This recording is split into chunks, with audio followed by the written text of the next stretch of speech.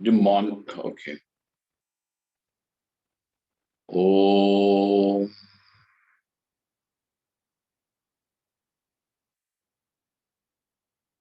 Om yo Brahmanam vidadhati purvam yo vai vedanscha prahinoti tasmai tamha devamatma buddhi prakasham mumukshurvai sharanamaham prapadye. Om Shant Shant Shanti.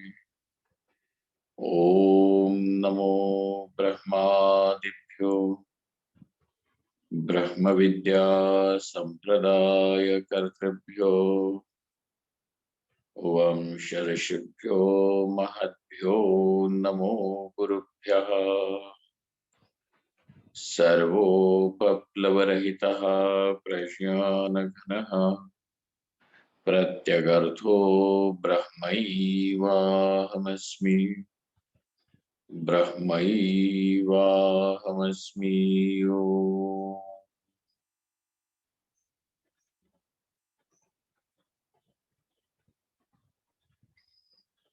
वेदांतार्थ विभासकाय गुरवे शांताय सन्यासिने नानावादी नगेन्द्र संघ पवये योगीन्द्र वन्द्याय च मोहध्वान्तदिवाकराय भगवत्पादाभिधां बिभ्रते तस्मै भाष्यकृते नमोऽस्तु सततं पूर्णाय बोधात्मने ओम्। यस्य निःश्वसितं वेद यो वेदेभ्योऽखिलं जगत् निर्ममेतमहं वन्दे विद्यातीर्थमहेश्वरम् विद्यातीर्थमहेश्वरम्।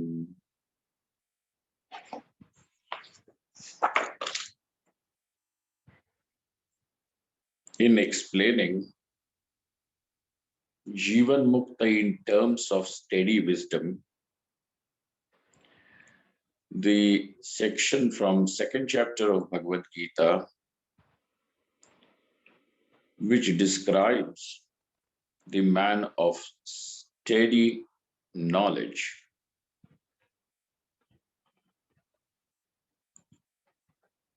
The steadiness was also explained. What does it mean by wisdom is also explained. Wisdom is not just Vakpatuta, some oratory skills with the tongue in the cheek. But over here, the word wisdom means knowing without doubt Atma is Brahman, where all the identities of individuality are cast into the category of just an appearance.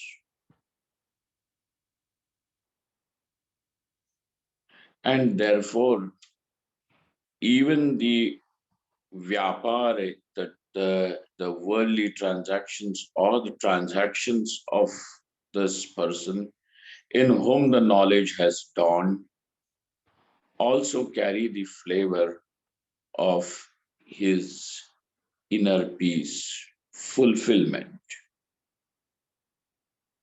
It will be reflected, it will be echoed even in his actions, his transactions, responses to the world. When he is absorbed in samadhi, The knowledge that Atma is Brahman remains shining like the sun in the noon, like the midday sun. But even when the vyapar, wherein the body, indriyas, mind, everything comes to play its role, and wherever there is this body mind complex, obviously the thoughts will arise, and with every thought there will be some form of identification. Because if you are going to talk to this man of wisdom, ask him a question, sir, have you had tea this afternoon? Hey, he is going to answer by saying yes, and that yes means I have had tea. Now, what is the meaning of I in that place? It would mean body mind complex. So, thus, over there is a possibility of the knowledge getting overclouded, overshadowed. Now comes the question that is his knowledge in the transactions too steady or not? And that steadiness basically means his effortless samadhi, as well as the knowledge remaining unaffected and shining even during the transactions. Even in the transactions, this is what is meant. And therefore, Shri Krishna goes into it is not eulogizing, the praising the man of wisdom, but this is giving the lakshanas. It is giving only the lakshanas, the characteristics, his distinguishing characteristics. So further going, Bhagavan Krishna says, Yas sarvatranabhisnehastat prapya shubham nabhinandanti natveshti tasya prashnya pratisthita. Yas sarvatranabhisneha. He who is always unattached. Now, all these words need to be deciphered, understood in proper light. That's why, because, a hasty conclusion will lead only to misunderstanding rather than understanding. So, let us go patiently, though there is this translation of the verse, but its understanding implication is a different job. One who is always sarvatra, under all circumstances. Now that all circumstances would include the circumstances of joy, sorrow, defeat, and victory, so on and so forth. One who is always unattached, anabhisneha, always unattached. That unattached does not mean that he cares less. Okay, we will see that. Who neither gets excited on gaining the pleasant, nor does he hates when he gets unpleasant situations, hates the unpleasant. His knowledge is said to be well established. Tasya prashya pratishtita. His knowledge is well established. Yaha, he who. Now that is Sarvanam, he who. It could be anyone. Huh? We are not only talking about the Prachina Rishis, the great sages of yore, but we are talking even Arvachinani, Ape. Hey, even these Arvachina people also, recent ones, anyone, contemporary too. So it can be anyone. So anyone who is like this, then his prajna, that knowledge, is pratisthita is well established. Sarvatra anabhisneha. Sarvatra means everywhere. Everywhere. Under all circumstances. Abhisneha. To understand the word anabhisneha, anabhisneha will be like unhappy.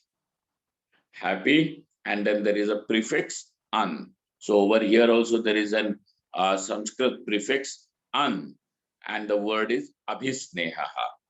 Even in the word abhisneha, it is having a prefix abhi, and the main word pratipadikam over here, to which all this is added, is sneha. What is sneha? So we have to understand sneha. So sneha plus prefix abhi becomes abhisneha, plus one more prefix an. So it means anabhisneha. Okay. So it conveys the meaning of not having abhisneha. So what is abhisneha? The prefix abhi is used to mean abhitaha, paritaha, from all sides. From all sides, which means completely, totally. If you want to say he is well protected, you can say he's well protected from all sides, all angles. We have provided him security from all angles. So he is socially secured, he is financially secured, his health is secured, so on and so forth. So abhitaha, from all the sides, paritaha. Snehaha, so abhisneha means the sneha from all angles. Sneha is the quality of liquids like oil to stick, to stick. So to glue to something, to stick, to get attached. So abhisneha would means that getting attached from all sides, from all angles. And anabhisneha would means not attached at all, not sticking. So now let us understand what is that sticking, what is that being attached. Because when we use this word sticking, attached, we can understand one object can be attached to another through, let us say, a string, or it can be glued to a paper can be glued to another paper. So that we can understand, or it can be pinned together, stapled together. Okay, so we can understand the meaning of attached. But what would it mean by having attachment, etc.? So look at this definition. Vidyaranya Swami himself provides. Yasmin sati अन्यदीये हानिवृद्धि स्वस्मिन् आरोप्यते तादृशे तादृशो अन्य विषयः तामसवृत्ति विशेष स्नेहः. What is sneha? So first of all, sneha is a tamasa vritti. It is a tamasa vritti, means it is a modification of tamoguna. Okay, so when the tamoguna in the mind, in the buddhi works, it creates what is called as sneha. So tamoguna vritti, tamasa vritti vishesha sneha. What happens over there? Because there could be other tamasa vrittis also, kama krodhadi. So over here, what is this that you're talking about? So he says, anyadiye, there can be gain or loss, hani vritti, profit or loss, gain or loss to another person. another entity, but it is considered to be one's own. So it is superimposed. It is considered to be his own. And swasmin aropyate anyadiye hani vruddhi. Anyadiye hani vruddhi swasmin aropyate tadrishe tadrisho anya vishayaha. Huh? So what is it actually? It is truly speaking, anyad vishayaha. It is something different from you, but it is considered to be your own, my own. What is your nature? Truly speaking, my nature is that I am Satchidananda Brahma. Now, health and sickness belong to the body. Hunger and thirst belong to the pranas. Huh? Old age or youthful enthusiasm, that also belongs to the body. So the body is going to suffer if there is sickness, or is going to feel having made a profit, gain something if the health is gained. So it actually belongs to the body mind complex. All these things, when somebody appreciates, oh, very intelligent reply. Now that intelligence and its appreciation belongs to that appreciation belongs to the intelligence. It belongs to the mind, it belongs to the brain. But where is it taken to be? As my appreciation. So also, if some idea that we present may be rejected, the person feels he is rejected. It is the idea that is rejected. It is the proposal that is rejected. But what does one think? That I am being rejected. Now, this kind of uh, internalization of situations is sneha, is attachment. So it all belongs to the body mind complex, but things are aropyate. Where are they superimposed? Atmani aropyate. It is imposed in the self. And now comes the idea that this is all mine. Okay. So when appreciated, I am being appreciated. So he phul jata hai. He swells with pride. And then if something is rejected, not appreciated, the one feels he is being rejected, and thus sinks into depression. So this depression, this excitement these are all lakshanas of abhisneha.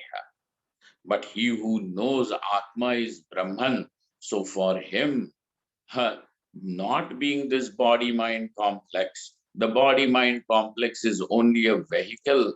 It is only a minuscule, insignificant expression of the infinite light that I am.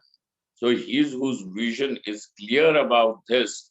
Now, even during the transactions too, if something is appreciated, not appreciated, gain and loss, because this can be considered as some gain and some loss. And that what is a gain is pleasant. That what is a loss, considered to be loss, is always unpleasant. So under the situations of pleasant and unpleasant gains and losses, he does not get excited, does not even feel depressed, rejected. He does not hate. So there is no response of hate or excitement in him because of anabhisneha. Okay, so now we understand the word sneha. What is sneha? Anyadiye hani vruddhi swasmin aropyate tadrisho anya vishayaha tamasa vritti vishesha sneha. Okay, then tattat prapya shubha shubham, then having gained something shubha and ashubha, in our common parlance too, we have things categorized as something auspicious, something inauspicious. Okay, shubha and ashubha. What is considered to be shubha ashubha? So here he says sukha hetu, that what is viewed as the cause of your enjoyment, the cause of your joy, is all considered to be shubha, and that which brings sorrow, grief, regret, etc., is all considered to be inauspicious. And therefore shubha and ashubha, how we have these two categories, right? And we will be to shuttle in between. So sukha hetu, whatever is sukha hetu is called as shubha. Generally, what do you see as sukha hetu? So Vidyarananda Swami writes, sukha hetu ho yeah swa kalatra adi shubha, your own wife, etc. Huh? Oh, huh? His wife, etc. Because she's being very kind to him, looks after him, loves him. Even when he's being not appreciated by the world, she is there to support, and she says, "I know how much you are doing." So he sees, oh God, I'm truly fortunate that you have given me such a nice wife, so on and so forth. Shobha. So these are all Shubha things. Swa Kalatradi Shubha. Tad Gunakathanadi Pravartika Dhivritti Abhinandaha. And what is Abhinanda?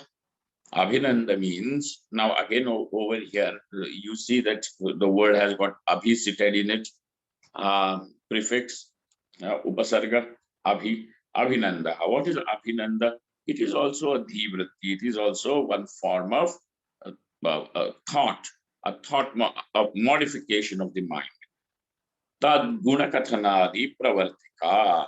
Now, he may not even, talk about her goodness to his relatives and friends, but inside he rejoices. God, I'm so fortunate you have given me a very mature, very loving, very caring, very affectionate wife. Uh, somebody had gone to see some saint over here in India, and then this man wrote a letter to this his guru, saying that I have got a very good wife. May I always have this wife in all my future births. Now that letter was written, the wife got upset. What the reason for her getting upset is, she said to him, "Who told you to write that? Now, if he gives the blessing, then I have to stay with you all these many nights, always. One is enough." She was angry at him. Tad gunakathanadi pravartika dhivritti. So that in which one finds himself being propelled, prompted to appreciate, to this is called as abhinandaha. Atra गुणकथनस्य परप्ररोचनार्थत्व अभावेन व्यर्थत्वात् तद हेतु अभिनंद तामसः. Now, over here, when you are going to appreciate someone or something, it is generally so that the other person also gets interested. So when you watch a good film, you will say, "Hey, that is a good film, I loved it." So now, the actors are nice, the cinematography is nice, so on and so forth, several things that you may say. Now, why are you talking about its goodness to the other fellow? So that now that other fellow also feels interested and watches it. Or you go to a restaurant, some restaurants have food, and then come back to your friends and then say, "Well, the food there was delicious. Huh? I think it is the best restaurant in the town."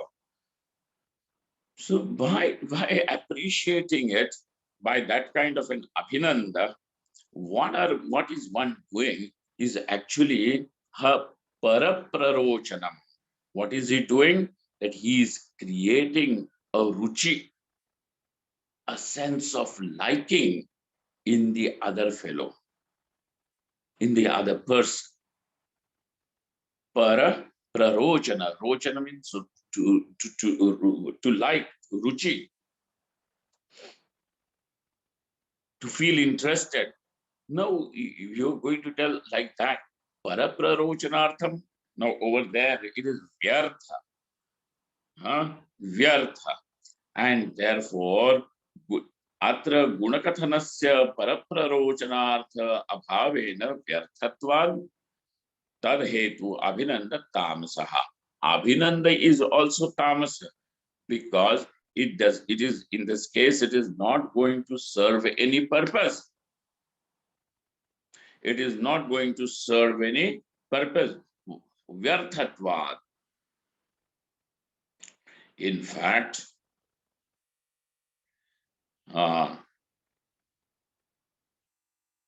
no, and what is Ashubha Vishaya? Ashubha, it may even create envy in other fellow. So Asuyo, if you feel happy making somebody envious, then the whole effort is that one is only creating a bondage, not only for the other person, but more for himself. Swamule Kuthara Ghataha, that is. In Marathi, there is that one saying, Kurhadisa Danda, Kotyas Kanda. So the wood, the bar attached to the blade of the axe is a wooden bar. Okay, it is a wooden bar made out of thick wood. Now that is attached to the axe. Now what is that axe going to be used for? For hacking other wood and other trees. So that wooden part is actually now responsible for hacking the other trees. So like that. So asuyotpadanena, in fact, it can create envy. Now there is ashubha circumstances. Certain things are viewed as ashubha. What can that be? Parakiya vidyadihi. Now you see that the other fellow has got something more than me, whether it is wealth, knowledge, man, sanman, position, all these things. He has more property, more investments, better investments than. Now that also can become a cause of disturbance for you. And because of this, it is ashubha. It will be seen as ashubha for you. So asuyotpadanena dukkha hetuhu, it creates envy, jealousy, some sort of, and therefore it is giving you misery. Dukkha hetuhu. Parakiya vidyadihi enam prati ashubho vishayaha. Tan ninda pravartika dhivritti dveshaha. Now, what is called as dvesha? Just don't just say it. It means hatred. That will just we will be a goal thing. We will just round it up. But we want to understand it. So what is it? Tad ninda pravartika.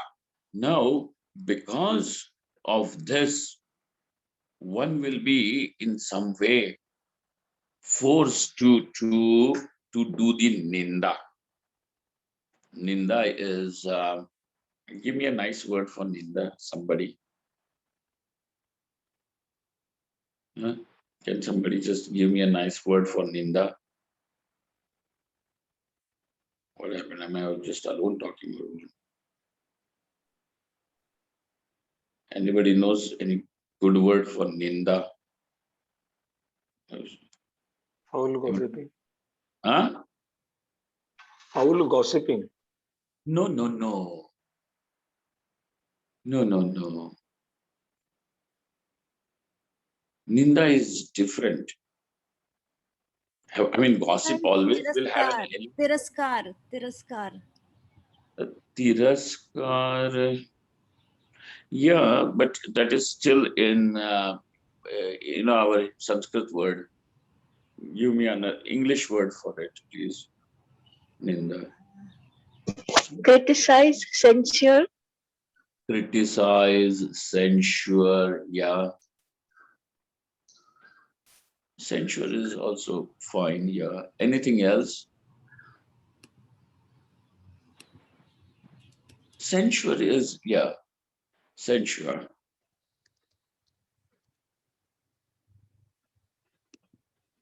Not I mean, censure. Criticize. Yeah, criticize. Let us go with the word criticize presently. So what? Whenever this dvesha is there, this dvesha, it brings about, it forces the person now to criticize the other fellow. Okay, condemn, yeah, condemn. Mm.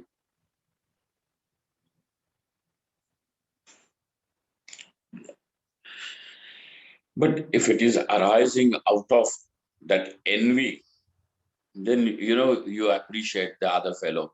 Well, he is so nice. Now that much is enough. What nice, you don't know how he behaves at home.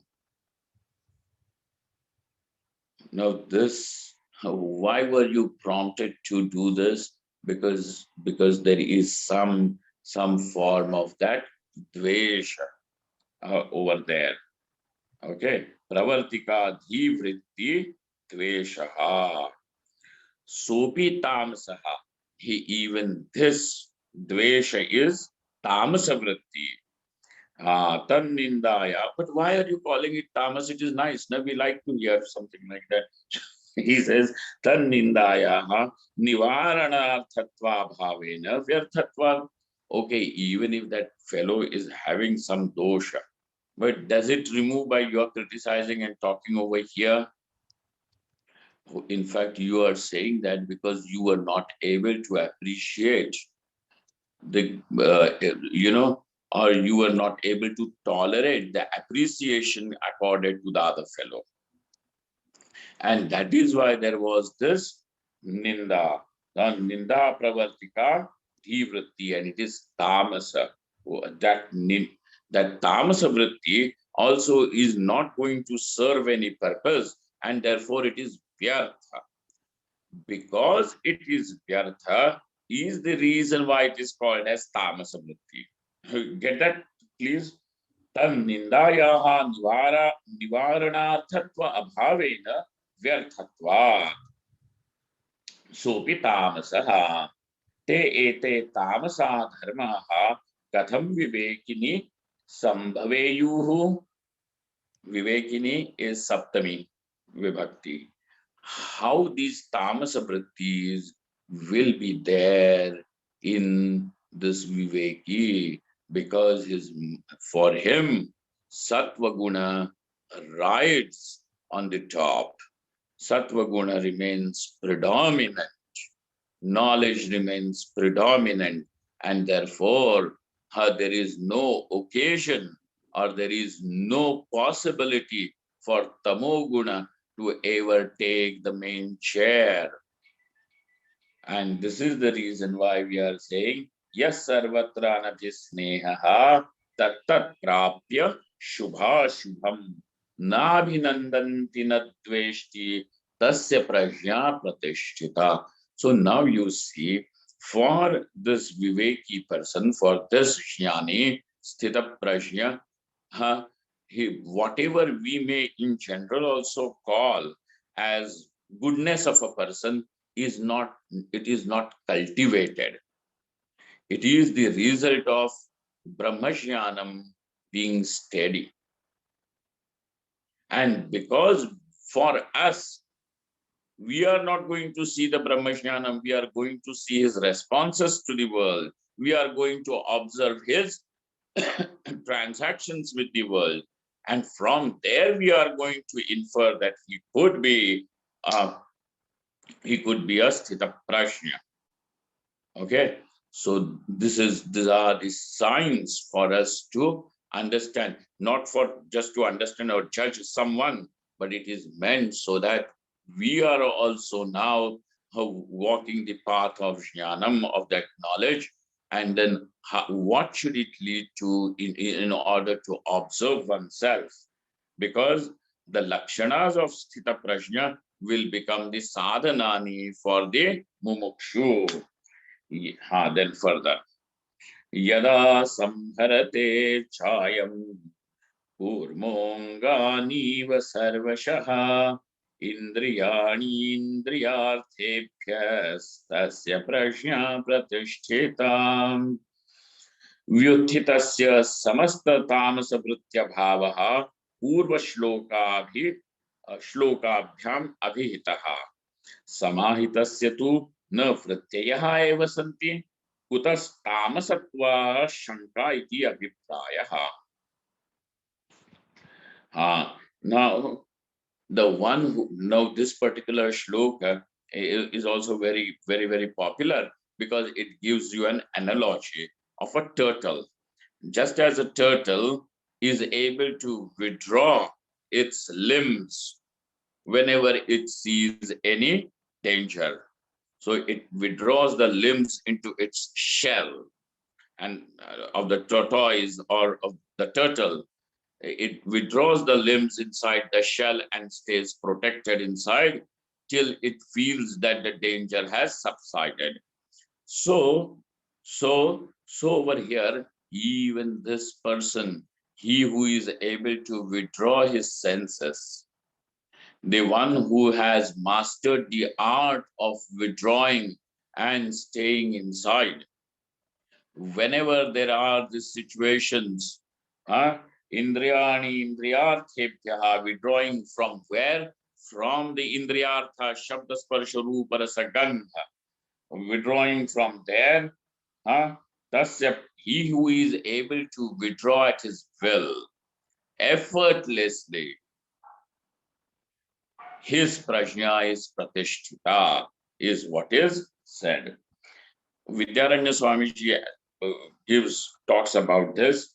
He says, Vyuthitasya samasta tamasa vritya bhavaha. In the earlier shlokas, what we have observed is that the tamasa vrittis, the various thought modifications which could be influenced, prompted, contaminated, caused by tamoguna, are absent.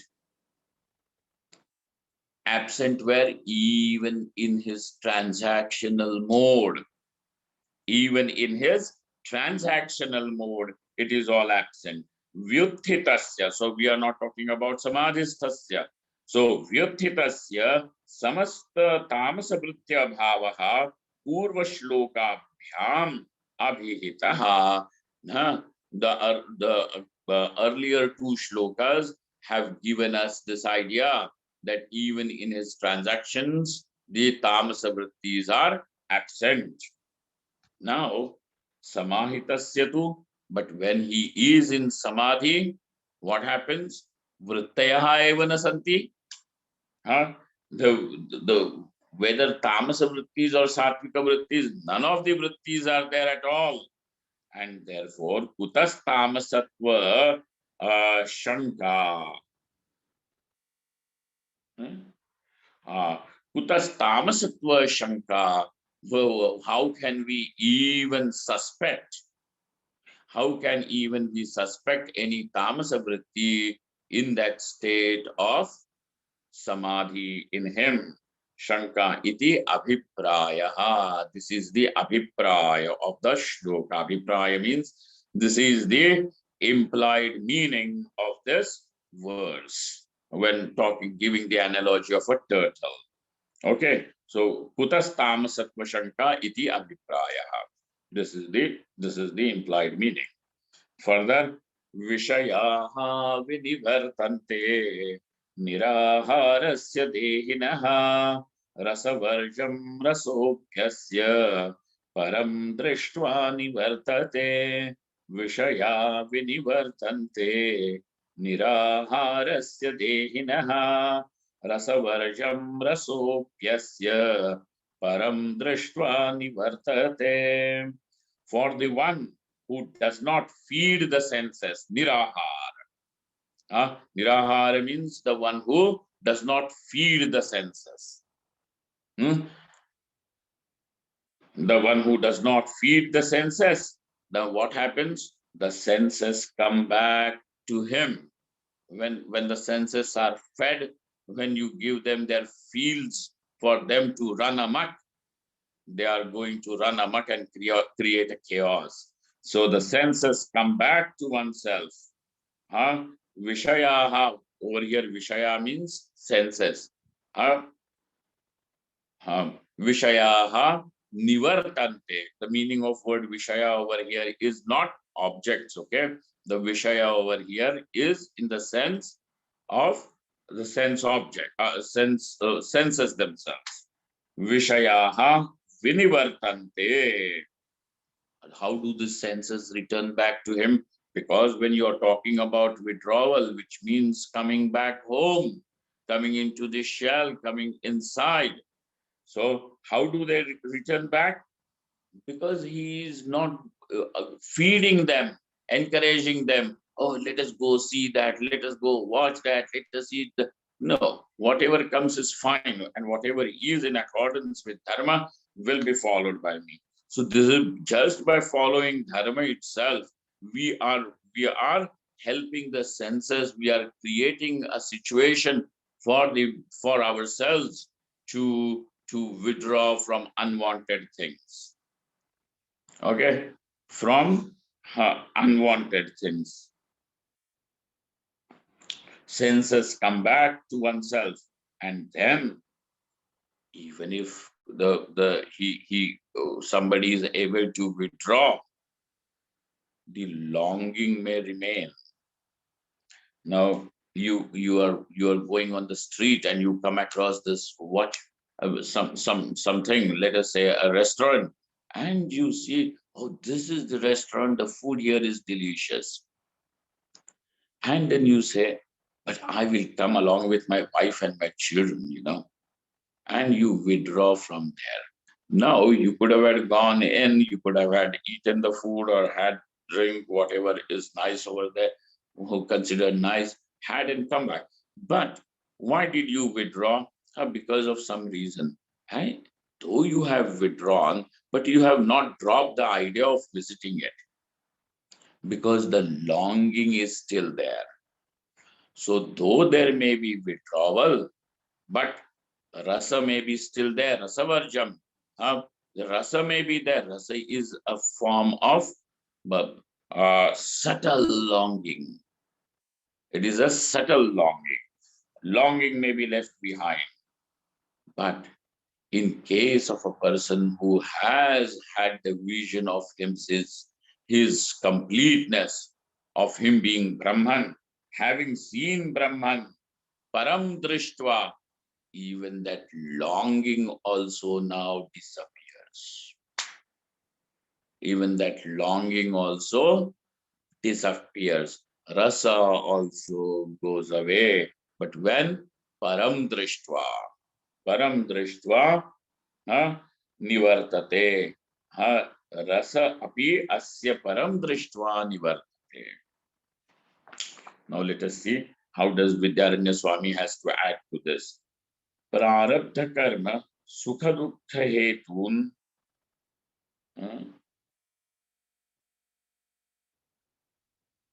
कांश्चित्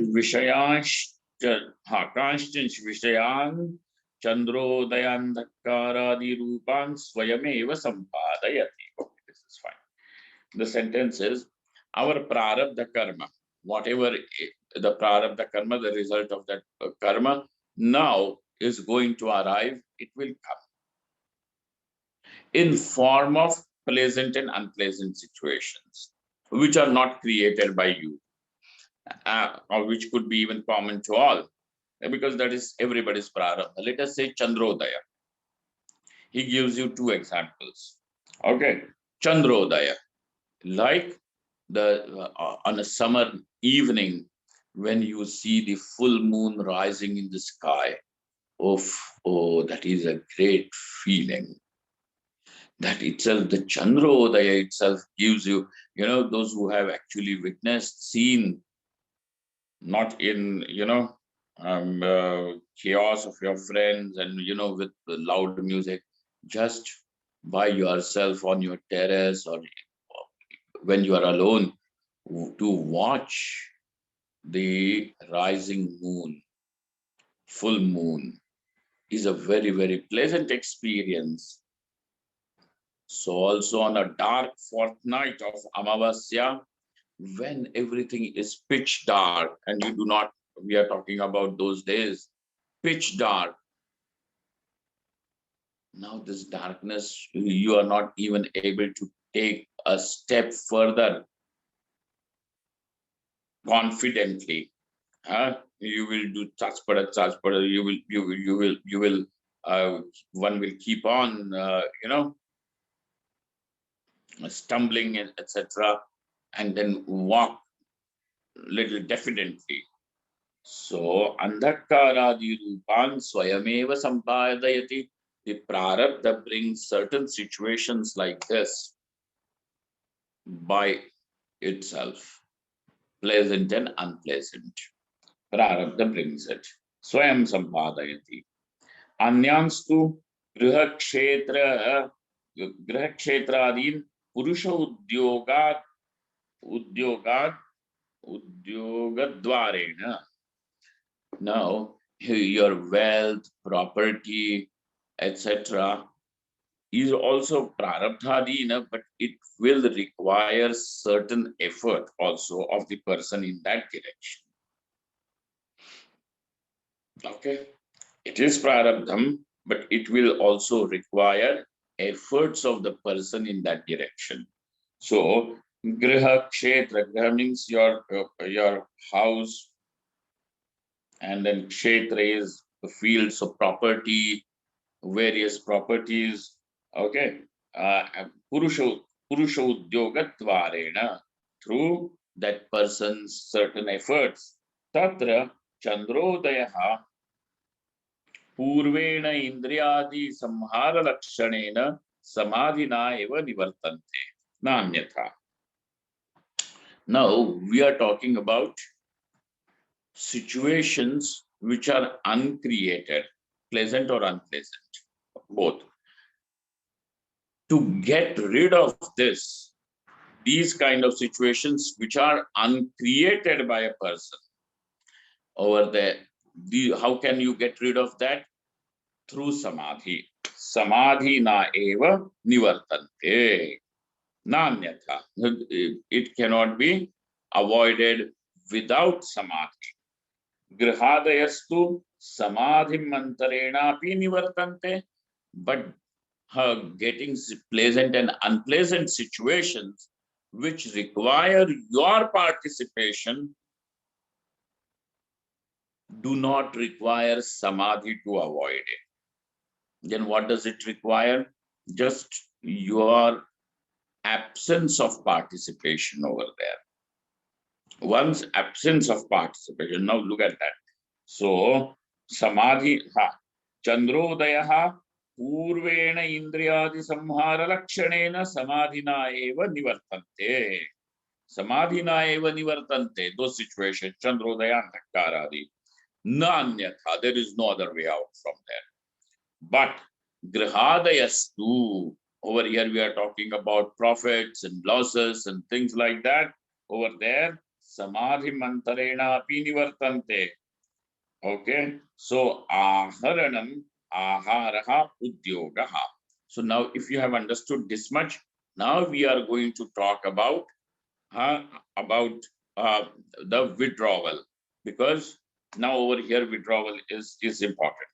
Aharanam means Ahara. Ahara means aharanam, to bring, to consume. To consume is aharanam. Udyoga. It is some sort of udyoga, some sort of effort. Nirudyogasya grahadi vishayaha nivartante. But who is nirudyoga, who is not going to put efforts in that direction, for him, grihadi. So we are definitely now talking about a sannyasi. Grihadi vishayaha, you can apply it to householders in whatever way that you find is applicable. Nirudyogasya grihadi vishayaha nivartante, kintu rasadayaha rasastu na nivartate. But the though he may not be putting efforts, so obviously he is not having all those things, but that does not mean that he has even overcome the longing for those objects. All that is there is that he does not have objects because he is not putting efforts in that direction. But that does not mean that he has overcome the longing. Rasastu na nivartate. Why? What is rasa? Manasi Trishna. It is some inner thirst.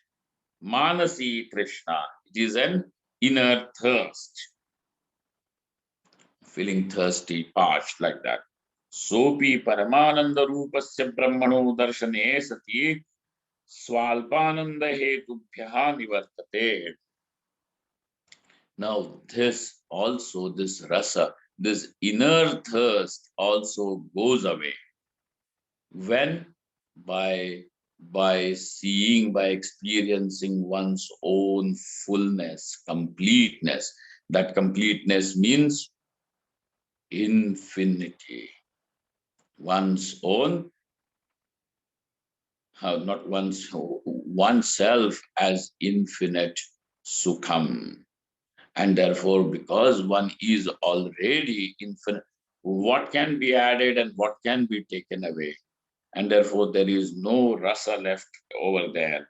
Swalpananda hetubhya nivartate. From that swalpananda, swalpa ananda nivartate. In fact, whatever is small little pieces of joy are invitation to dukkham only. Okay. It is a prelude to dukkham, nothing else. Yadalpam tad dukkham. Yadvai bhuma tat sukham. Swalpananda hetubhyaha nivartate. And how is it said in the Shruti? Kim prajaya karishyamo yeshanno yamatmayam lokaha. What will I do with this putra vitta loka? For me, the true gain is this self alone. And thus, how we find that rasaha api nivartate, for whom even this inner longing goes away, the inner thirst goes away, for whom? For the one who has seen his own being. The one who has experienced Atma is Brahman for him. We are talking that rasa also goes away.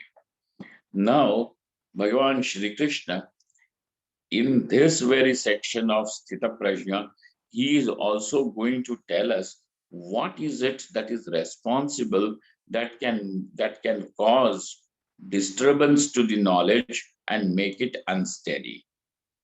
What can cause disturbance to the knowledge and make it unsteady.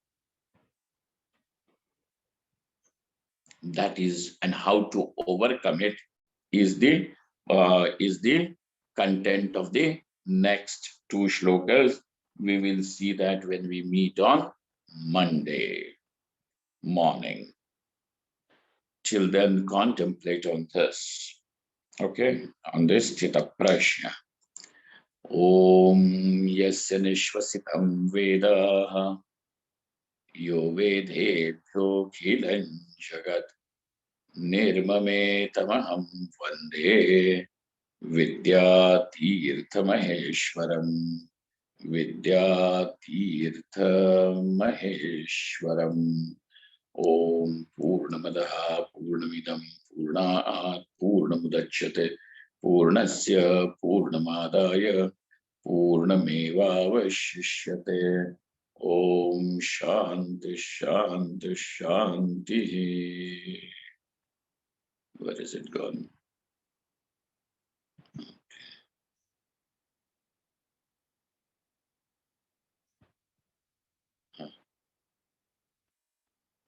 17th is Shankaracharya Jayanti, which is Monday. Okay, so we are meeting on 17th morning for our Jeevanmukti Viveka, and then at 9:30 we will meet for the Shankaracharya Jayanti.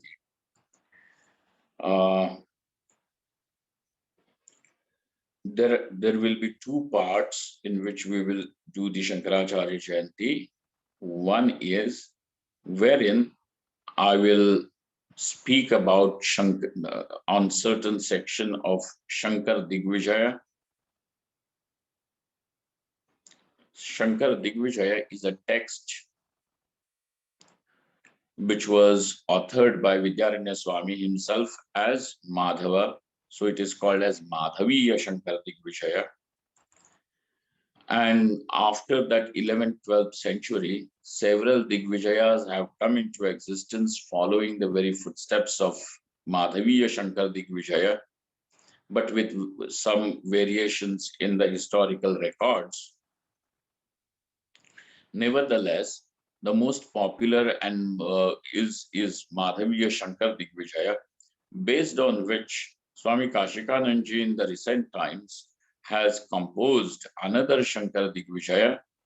Now it is the biography of Bhagavan Shankaracharya. So some events, there are most of the events are common in all the Digvijayas, but with because of the historical recordings were not up to date, or sometimes being influenced by some local folklore or something. All that also has eventually got what do they call, included in the Shankar Digvijayas. But nevertheless, we have some idea about Shankaracharya's life and his period. So we'll speak on Shankar Digvijaya, a very little on Shankar Digvijaya. In another part, we will do the puja because we have the Shankaracharya's Vigraha in the ashram. So over here, and this ashram is also called as Jagat Guru Sannyas Ashram, Jagat Guru meaning Shankaracharya himself. So we will do that, and puja of Shankaracharya with Purusha Suktam and Rudra, and then Ashtottara Shatanamavadi, and finally we will complete it with a composition called as the Shankara Deshika Totaka Ashtakam by one of his disciples, immediate direct disciple, Totakacharya.